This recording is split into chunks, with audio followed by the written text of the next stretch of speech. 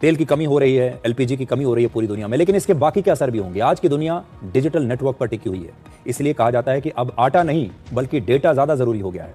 इसी तरह America Iran युद्ध की वजह से तेल और ऑयल की सप्लाई पर आया संकट अब आपके किचन से लेकर, गाड़ी से लेकर आपके मोबाइल फोन तक पहुंच सकता है।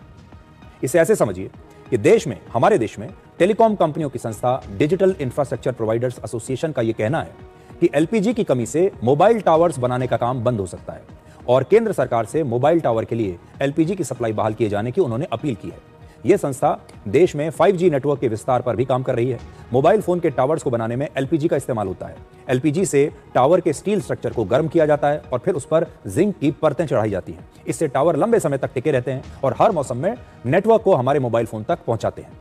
अगर यह युद्ध लंबा खिंचा तो कमर्शियल एलपीजी की सप्लाई ज्यादा दिनों तक, और अगर इसकी वजह से रुकी रही तो देश में 5G अपग्रेड के काम पर बुरा असर पड़ सकता है। इससे नए टावर नहीं बन पाएंगे और हो सकता है कि कुछ समय के लिए कनेक्टिविटी में भी परेशानी आ जाए। हमारे देश में 8 लाख से ज्यादा मोबाइल टावर एक्टिव हैं। पिछले वर्ष सितंबर में एक साथ 97,000 नए टावर से स्वदेशी 4G नेटवर्क की शुरुआत हुई थी और इसमें 92,000 मोबाइल टावर्स को अब 5G में अपग्रेड किया जा रहा है और हमारे देश में लगभग 5 lakh mobile towers 5G network से जुड़े हुए हैं।